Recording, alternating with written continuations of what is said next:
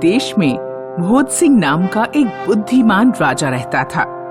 राजा के पास किसी चीज की कमी नहीं थी, लेकिन उसके जीवन में बस एक ही दुख था, उसका कोई पुत्र नहीं था।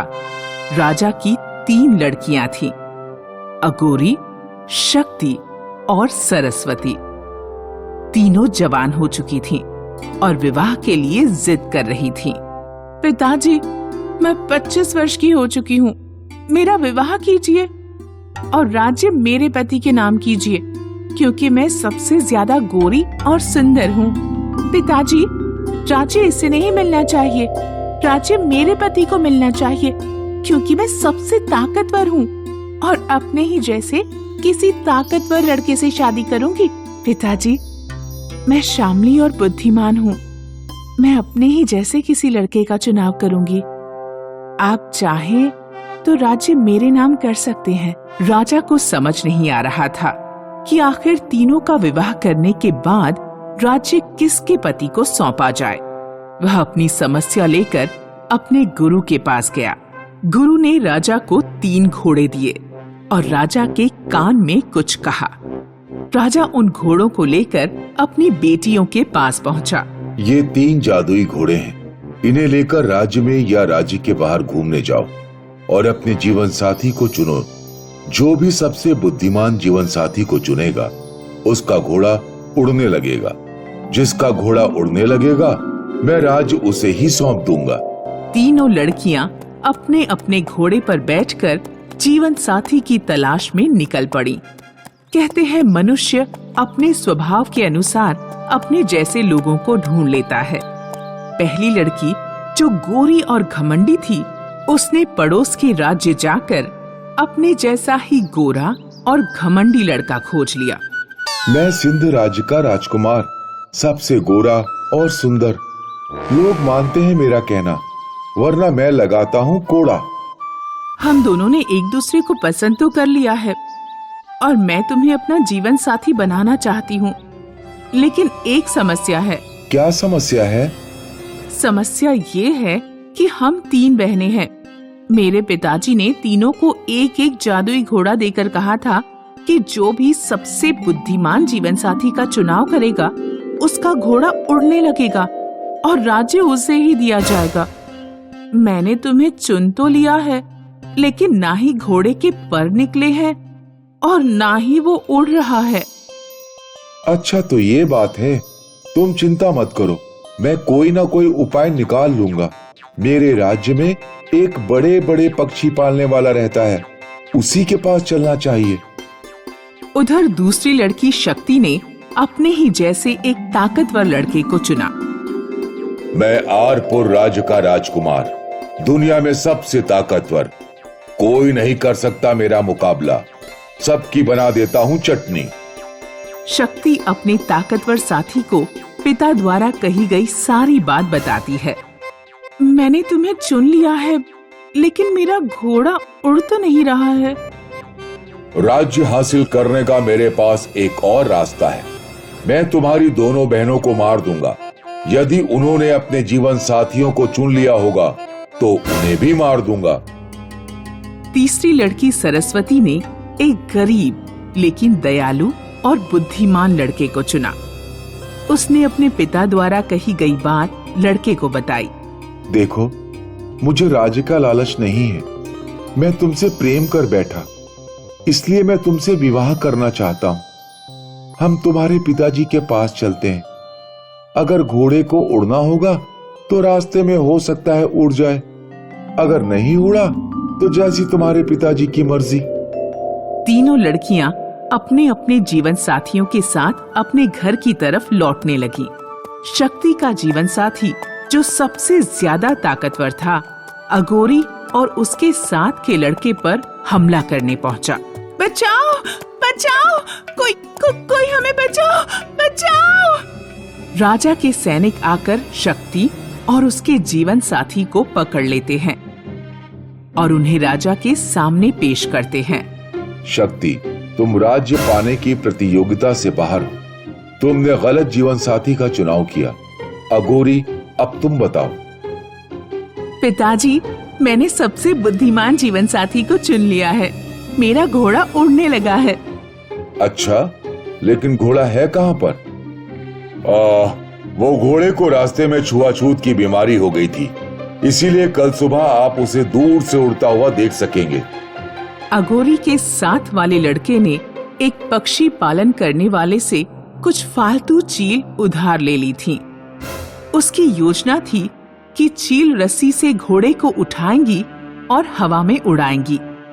दूर से देखने के कारण राजा को रस्सियां दिखाई नहीं देंगी और घोड़ा उड़ता हुआ नजर आएगा। सुबह राजा उड़ते घोड़े को देखने पहुंच गए। वो देखिए पिताजी, घोड़ा उड़ रहा है। कुछ देर तो चील घोड़े का वजन उठा पाई, लेकिन फिर वे थक गईं और घोड़ा नीचे नदी में जा गिरा। अच्छा दिमाग लगाया अघोरी, लेकिन जिंदगी में चालाकियां काम नहीं आती। अब तुम बताओ सरस्वती।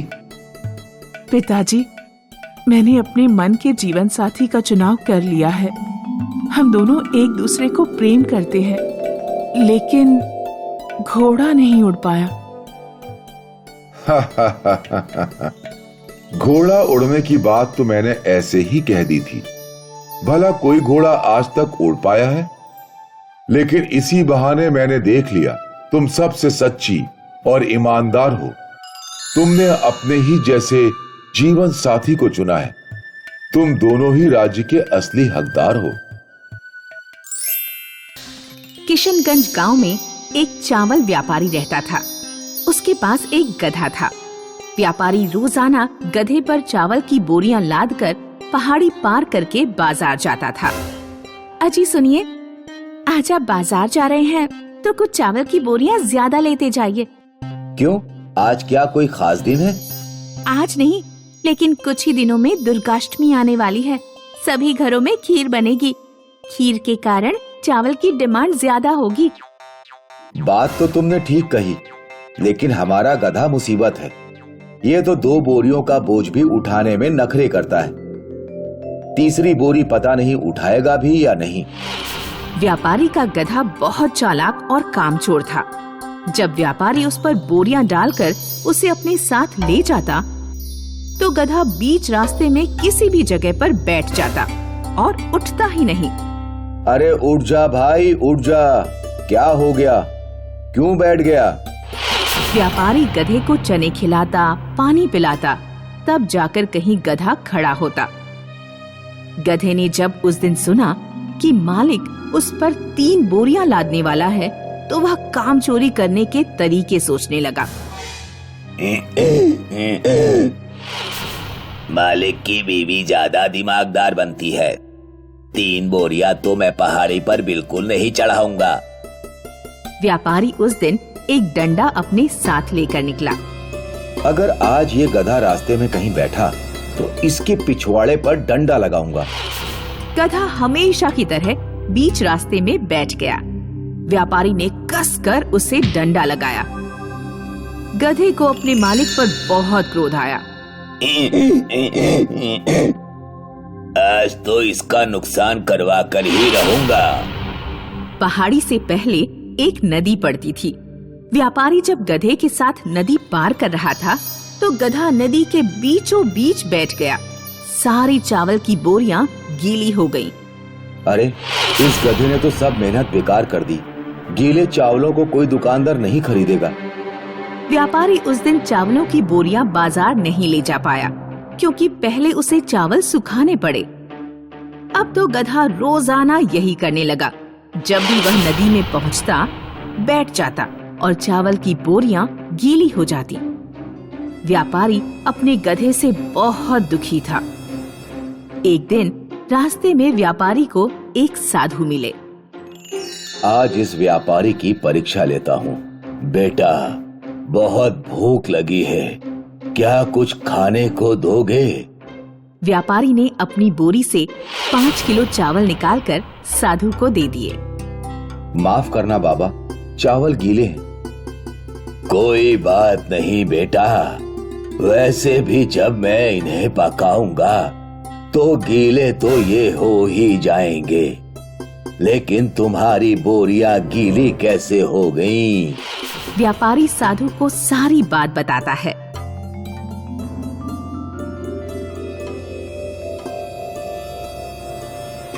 अच्छा, तो ये समस्या है। साधु व्यापारी को 3 जादुई गधे देता है। इन तीनों गधों की कुछ ना कुछ विशेषता है। एक गधा कितना भी बोझ लेकर तेजी से चल सकता है। दूसरा गधा बहुत दूर का देख सकता है और तीसरा गधा इंसानों की भाषा बोल सकता है। व्यापारी 3 जादुई गधों को पाकर बहुत खुश हुआ। व्यापारी ने अपने पुराने गधों को अस्तबल में छोड़ दिया और तीनों नए गधों के साथ माल ले जाना शुरू किया।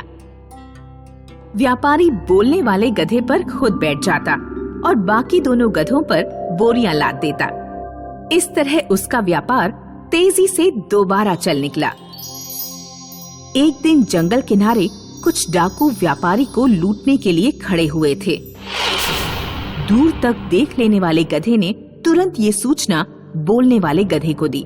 बोलने वाले गधे ने अपने मालिक को सारी बात बता दी। मालिक, आज बाजार जाना ठीक नहीं, लुटेरे घात लगाए बैठे हैं। शाम को व्यापारी को खबर मिली कि गन्ना व्यापारी को लूट लिया गया है। अगर ये 3 जादुई गधे ना होते तो भगवान ना जाने क्या होता।